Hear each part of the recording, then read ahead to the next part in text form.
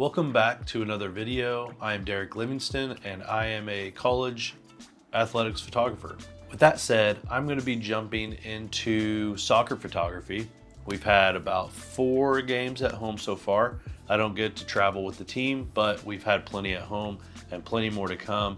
So I just wanted to show you some of the images from the first few games that we've been capturing and talk about the gear and where I'm kind of shooting from, just to find some different angles this year. Now I say I'm looking for different angles is because last year was my first time really shooting soccer photography. I had done it a few times in the past for the newspaper, but even then I didn't really know what I was doing. I was shooting mostly standing up with a monopod with my 300 and just kind of hoping the play comes my way.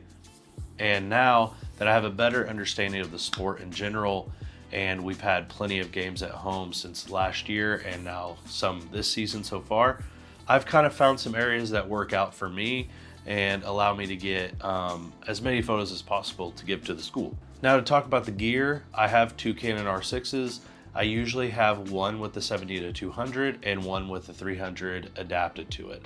The 300 is a 300 f2.8 EF that I use an adapter to put it on the RF mount. So far, I've found this combo to be pretty good for game day. The only time I need to switch is I will take the 70-200 off or the 300 and put on the 16mm or the 24-70, and that's strictly for pre-game stuff like player introductions as they run through the lineup, and they'll run towards me and then they go out to center field before the kickoff. But as soon as that is over, I switch back to the 70-200 and the 300 combo, and then I usually go sit down next to the goal that we are pursuing. I'll go sit right kind of off to the side of the goal, or I will be on the sideline next to the visitor's bench sort of, and that allows me to get anything that's coming across and then as they're coming through halfway on the field. Now I use the 300 for most of the game until they get close to me, and then I go to the 70-200. That way I'm not cutting off any heads or feet as they get closer to me, because the 300 will be too tight. One thing I really like about using the 300 is just getting some really nice bokeh and really shallow depth of field portraits of the players as they are coming down the field or they're standing waiting for a kick, whatever it may be.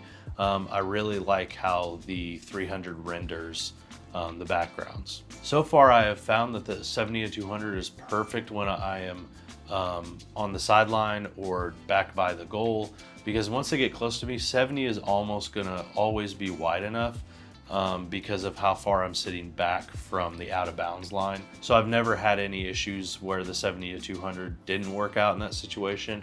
And it comes in really handy if they are coming at me really quick. I could start at 200, zoom out to 70, and I'm getting all of that action.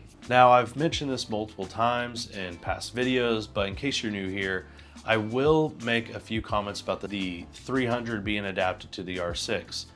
So the R6 gets 12 FPS mechanical on the high burst mode. But with this lens adapting to it, you are not going to get that because it is not one of the supported lenses for the high burst mode. Now you can beat this by going into the electronic shutter. You're going to get 20 frames per second, but you will see some rolling shutter. So just be aware of that. If you're not sure what rolling shutter is, just Google it. I'm probably not going to be the best at explaining it, but the rolling shutter is going to cause balls to be oblonged. It's going to cause legs or arms to bend weird. You will see this a lot in baseball photos. If you see a baseball bat bending a little more than it probably should, that's probably because of the rolling shutter. And then sometimes you can see it as you're panning with the play. You will see a weird warp in the background or just in the player or whatever you're shooting that's moving very quickly. So just keep that in mind if you're trying to adapt lenses to the R6.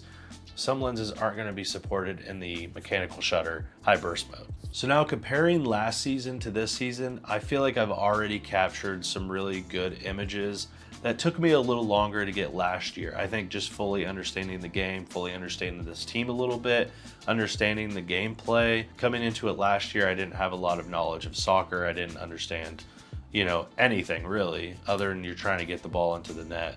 But now I understand, their play style, their schemes, whatever it is to get the ball down the field. And I know what things to look for now. So with that said, you can follow me on Instagram to see any of my content, which I put out very often. That's at Gorilla Photog.